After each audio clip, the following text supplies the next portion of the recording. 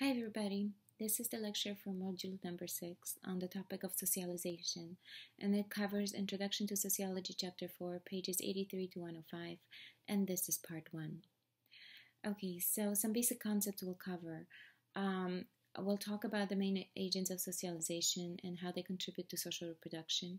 We'll learn the stages of life course and see the similarities and differences among cultures. And we'll also talk about theories of child development, especially those by Mead, Piaget, and Freud.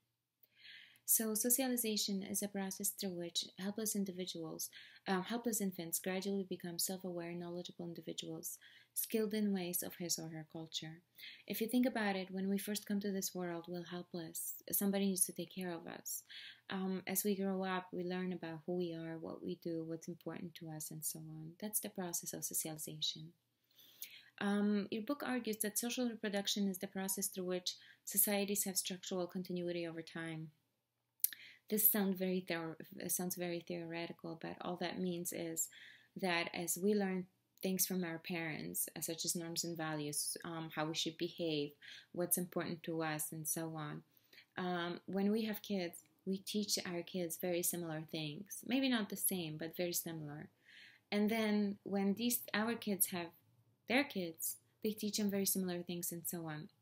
So things continue. This structure of passing of norms and values helps the society to continue in a way.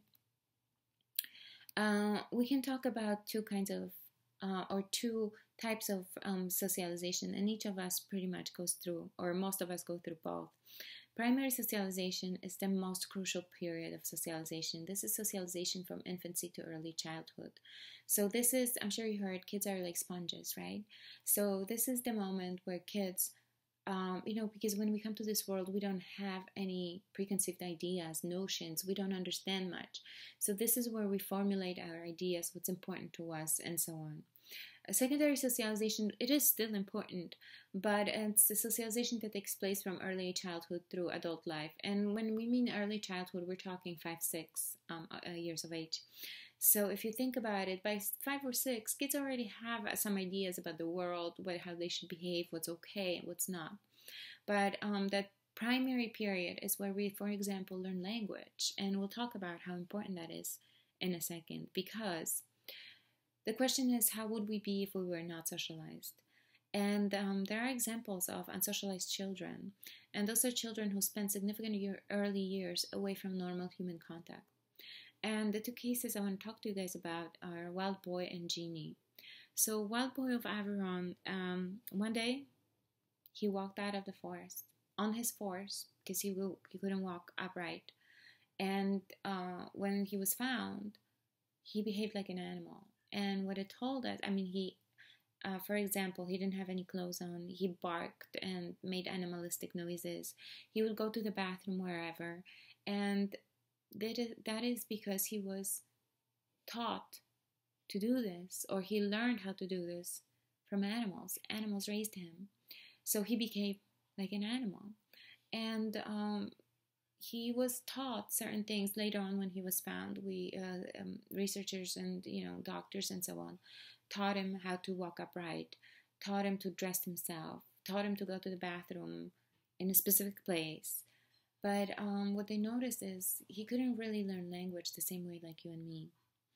Genie is a story, particularly sad story, about an abused girl, and I included in the videos a story of Genie, and I encourage you to watch it because it's a very sad story. I think it was in the 70s. She was found, or I think she was rescued. She lived in an in a household where she was abused. She was tied to a chair majority of the time. Nobody spoke to her. She couldn't really walk because of all that. She couldn't really talk. It is thought that when she made noises, people yelled at her. Her dad and her brother, I think, particularly. So when Jeannie was found and rescued, social services and doctors and so on tried to teach her certain things like how to dress, how to act and talk, but what they noticed is her language wasn't the same. And what this theory, meaning that she wasn't like you and me. And what these two stories tell us is that most likely there's a critical period for learning language. And if you do not learn your first language by puberty, you will never have the same understanding of language. You will never be able to talk like you and me. And if you think about it, language is crucial in our society because, yes, images are important, but how we make sense of these images is done through language. And in order to learn another language, you have to have a primary language. So these stories tell us that there most likely is a critical period for learning language, and it's probably by puberty. If you don't learn your first language by puberty, you will never be socialized to the same extent as you and I. We can talk about different agents of socialization. Those are groups or social contexts where processes of socialization take place. So a family is one. Families teach us not only the language, but how to behave, norms and values, what's important to us. For example, values towards education or religion. Schools teach us not only academic subjects such as math and geography, but they also teach us how to follow rules, causality, what happens if you don't do your homework, notions of fairness. Peers are groups of kids that are roughly the same age, right? So peers teach us not only bad things, like often we think about, smoking or something like that. They teach us maybe some things that our parents don't want us to know. On the other hand, they also teach us about friendship, what makes a good friend, how we should behave with one another. So peers are also very influential.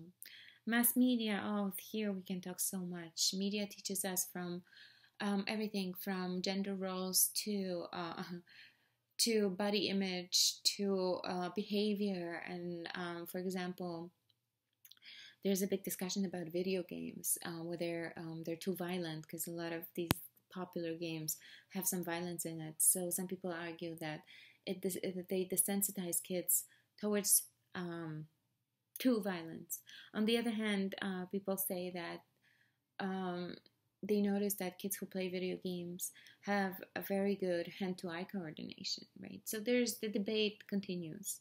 I'll let you make up your own mind about whether media and how media socializes us and whether it's mostly positive or negative. Work teaches us how to be a professional, how to deal with people we might not necessarily like, what it means to be a good worker, how to do your job correctly, firing and hiring of people. Those are pretty big decisions. Other agents, religion, for example, teaches us also some norms and values. And if you believe in something, you are more or less likely to, for example, follow or to engage in certain behaviors, right? The state, and here I mean the government, they have laws that we have to follow. So no drinking and driving. And if you break that, there are consequences. They teach us what to do with our trash. They teach us whom we can, not even teach us. They tell us whom we can and cannot marry. So even the state socializes us in some way. Through socialization, we also learn social roles, and those are socially defined expectations that person in a given social position follow. So it's sets of behavior, right, that, for example, doctors have in common. Doctors should care about their patients, do their work with diligence, prescribe medication if needed, and so on. Teachers are another one, right, lawyers, students. Many times, most of us have multiple social roles.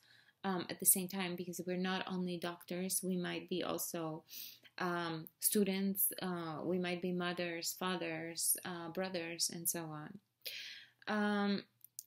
Sometimes these social roles can come in conflict, but we're usually pretty good at resolving these kind of conflicts. We also learn about identity, and there's two kinds of identity. Identity is people's sense of who they are. Social identity is how others see you, while self-identity is how you see yourself. Of course, we always have both, right? But they can also come in conflict because sometimes, if you think about it, people might see you differently than you see yourself, right? We can also talk about different stages of the life course. So we are socialized differently through these stages. In childhood, we learn about norms and values, what's important to us. We learn language. We learn how to behave, who we are. In teenage years or adolescence, people talk about this as in between years, as in between of being a child and being an adult, right? So some teenagers feel like they're no longer kids, but they're still treated as such by law. This is where we learn about, friendships, first kind of relationships, first crushes, things like that. Young adulthood is when some of us, move to college, start having more serious relationships, having a job, right, responsibilities. Mature adulthood, we often start our own families there. We start thinking about the next generation, mortgages, how I pay for things. And there's also old age, right, where, think about it, your body might not be what it used to be. You might have to deal with medical issues. You are more likely to deal with things like death, right? Because people might around you start unfortunately dying. But you also have some great things such as grandchildren, right? You might move to Florida and, live in a wonderful community. So there are some bad and good things as they are with all these stages. All right, so this is part 1, and I'll be back with part 2 in a second.